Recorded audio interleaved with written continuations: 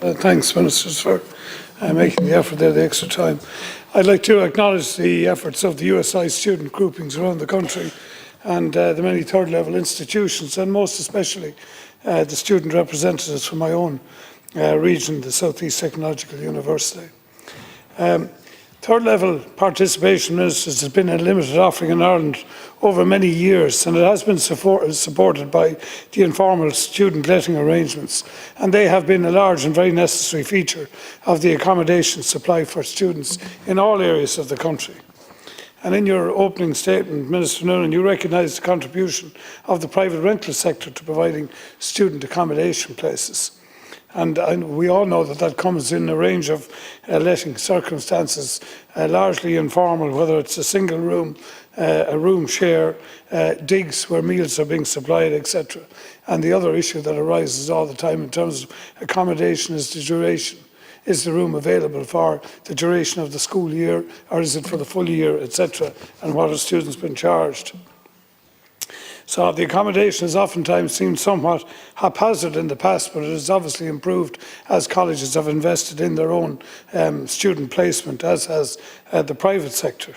And this is, basically means that we now have a number, I suppose, a different tier of accommodation, and that is largely reflected in the price. And I think anybody knowing, if they're lucky enough to get in a lottery of student accommodation in the first years, the quality of that may differ quite a lot from what will be available to them in subsequent years of renting in the private sector. But that's a kind of a fact of life as well. But I would point out, Minister, that there has been a failure, particularly with the development of the TU sector, to provide adequate student accommodation. And I want to speak to my own area first and foremost, which is the South East Technological University. And before that university was amalgamated, the campus in Waterford was done under the auspices of WIT. And that was the first IT in the country to invest in student accommodation itself, and it did that through its own devices and its own management of its finances very successfully, and provided about 600 student residential places there, which are still there today. And that is income that comes into the college and helps it meet its overhead. And that was the model that was being proposed for the TUs when this legislation was being put together, that the TU sector, that the TUs would be allowed to borrow for student accommodation, that they would provide that accommodation for their own capital requirement, and in the future, whatever monies and recurring revenues were available would go back into the institution to help them support class and placement, schools and courses and all the rest of it. And that hasn't happened. And in Waterford at the moment, we are lucky in that the private sector is trying to step in to fill part of the void, as we have a significant difficulty in providing student accommodation in the South East and especially in Waterford. But it raises the point, Minister, why have we not moved on the legislation? And one thing begets the other. And indeed, our Taoiseach, who was the Minister for Higher Education, the first nominated to that position, had given a very consistent promise that a borrowing framework would be ascribed to the TU sector that would allow it to borrow off balance sheet and develop its own student accommodation proposals, and that legislation has still not happened. And I understand we're now engaged in a review that is certainly going to go beyond the life of this government in order to try to get any movement there. So I think there is an inability within the system to bake in the capital development requirements that are so important to the development of the TU sector. Minister, I would ask you, as that is part of your portfolio, to take that on. I think something else that needs to be noted is, in terms of our provision of third-level education, is the brain drain factor that affects the region. And most especially, again, I'll speak to the South East region, where we do not have a National University of Ireland, where the Technological University of the South East is the only stream of education.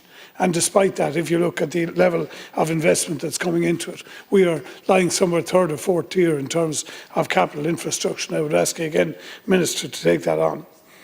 I made a point too, which is becoming a significant problem for students, is the amount of time they are allocated, and they are now being asked, in Dublin particularly, to pay for a full year as opposed to the full student academic year. And that seems rather unfair, particularly with college campuses where those flats are being let out when the students are not there. And I think whatever about bringing in the RTB to try and formalise arrangements in terms of student accommodation, this is something that should be looked at legally, Minister. Either you're letting, if you're giving provision for a let for a year, that provision should be there. And if families are forced to take that letting for a year, they should have some ability to access that property outside of the academic year. And I'd ask you to look at that.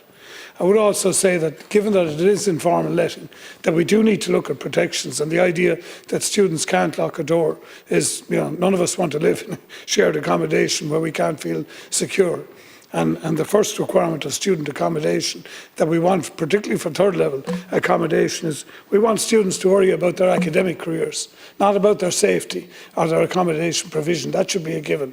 And I'd ask you, Minister, to have a look again at some type of formalising, some licensing arrangement where these things are taken, and maybe a standardised letting arrangement.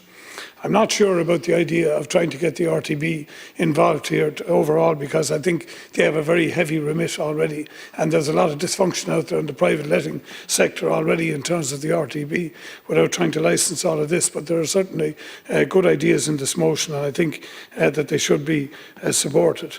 Ultimately, the point I'd make to you, Minister, is that we are trying to get more children, to give them the opportunity to go on in their education, to access third level education, and a significant part of that is affordable, safe student accommodation. So I think the merits of the bill that speak to that are certainly to be supported.